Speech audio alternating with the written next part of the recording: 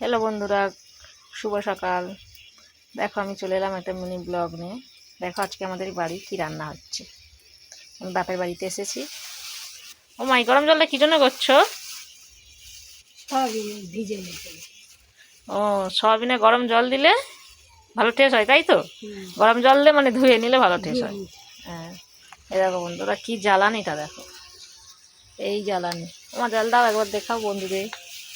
হ্যাঁ, এটা হলো নাড়া।